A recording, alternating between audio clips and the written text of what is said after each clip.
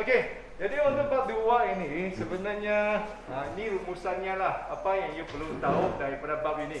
Okey, anda perlu tahu dahulu matrix ni adalah bentuk nombor yang tersendiri. Di mana anda akan nampak pertama sekali anda perlu mampu untuk tuliskan atau bacakan peringkat matrix tu. Untuk peringkat matrix tu anda perlu tahu dia adalah baris, darab, lajur.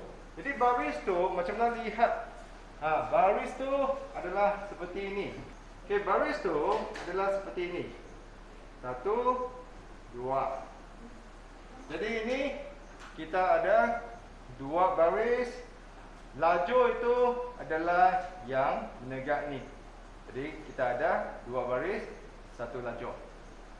Jadi pertama sekali anda perlu tahu macam mana kesan jamnya baris dan lajur. Okey, atau anda boleh bulatkan seperti ini pun boleh lah. 1, 2. Jadi 2 baris, 1 lajur. Okey, boleh?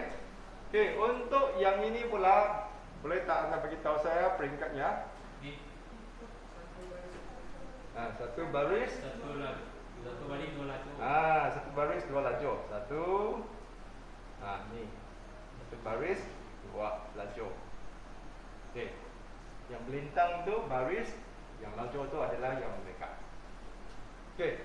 Untuk yang ini yang paling biasa kita lihat untuk bab 2 ni, ini sangat senang lah. Sebab kenapa? Sebab dia adalah dipanggil sebagai matrix segi empat sama. Sebab kenapa? Anda akan nampak bilangan baris dan bilangan lajurnya sama. Jadi di sini 2 baris, 2 lajur. Okey? Jadi yang ini adalah asas untuk matrix, iaitu anda mesti kena tahu dahulu peringkat matrixnya dahulu. Selepas tu kita akan lihat pula operasi pengiraan matrix tu.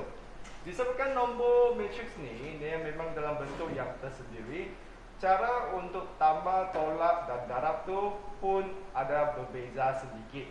Jadi ada syaratnya. Jadi untuk tambah tolak tu syaratnya adalah peringkat matrix tu mesti sama.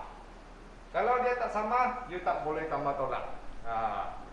Jadi semasa tambah tolak tu, anda akan tambah tolak unsur pada kedudukan yang sama. Contohnya untuk matrix 2 darab 2 tu, kalau kita ada 2 matrix yang seperti ini, kita mesti tambahkan yang depan sekali dengan yang depan sekali.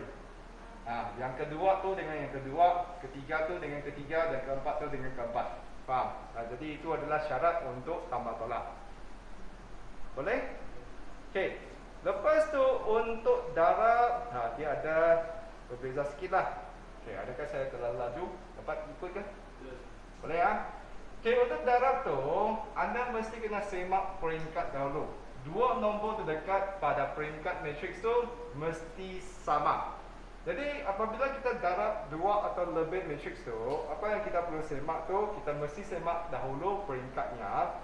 Pastikan 2 nombor yang paling dekat ini dia mesti sama, baru kita boleh darab. Kadang-kadang soalan dalam objektif tu dia juga boleh tanya anda, manakah pasangan matrix yang berikut tidak boleh didarabkan. Jadi anda semak apa? Semak kepada peringkat matrix tu. Kalau nombor yang paling dekat tu tidak sama, makanya tak boleh darab. Faham? Jadi di sini apabila kita darabkan 2 matrix tu, peringkat untuk hasil darab tu dia akan berubah. Jadi macam mana berubah? Dia akan ambil 2 nombor yang di depan dengan yang di hujung sekali. Yang tengah-tengah ni tiada lagi. Jadi itulah cara atau syarat yang anda perlu patuhi. Faham? Jadi semasa you ulang kaji itu, you mesti kena perhatikan jenis-jenis soalan yang biasa you temu untuk bab ini. Jadi itulah yang biasa. Dan akhir sekali, yang hari itu pun saya sudah terangkan, iaitu matrix songsang. Okay. Jadi seterusnya adalah matrix songsang. Okay. Jadi matrix songsang tu, kalaulah saya ada satu matrix A, B, C, D. Jadi matrix songsang tu saya sebenarnya hanya ikut rumusnya sahaja. Jadi apa yang kita perlu semak dalam matriks songsang ni, pertama sekali dia boleh tanya, adakah matriks songsang tu wujud atau tidak? Kalau soalan tu tanya, adakah matriks songsang tu wujud ke tidak? Apa yang kita semak tu? Kita semak, adakah nombor ini bukan sifar?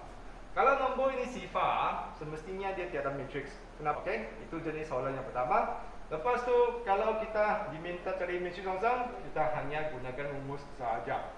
Jadi rumus ni tak payah hafal lah. Rumus ni memang akan disediakan dalam anamnesa kertas soalan. Kita hanya susun semula sahaja. Okey? Dan akhir sekali, satu jenis soalan yang biasa kita nampak untuk bab ini ialah anda perlu gunakan kaedah matriks untuk selesaikan persamaan linear serentak. Maksudnya soalan tu anda perlu tuliskan dua persamaan dan anda tak boleh gunakan cara penghapusan atau penggantian tu. Anda mesti gunakan kaedah matriks, di mana anda perlu gunakan matriks songsang untuk carikannya. Boleh? Jadi itulah jenis soalan yang biasa anda temui untuk bab ini. Dan soalan ni kalau dulu KPSM setiap tahun pun ada. Jadi anda mesti kena tahulah daripada bab ni macam mana kita selesaikan soalan tu. Okey, jadi saya pun jangkakan soalan ni, bab ini akan ada soalan lah. Cuma yang kita tidak tahu berapa markah saja. Mungkin 4, mungkin 5 macam tu. Mungkin sajalah. Okey. Jadi itulah rumusan untuk bab 2.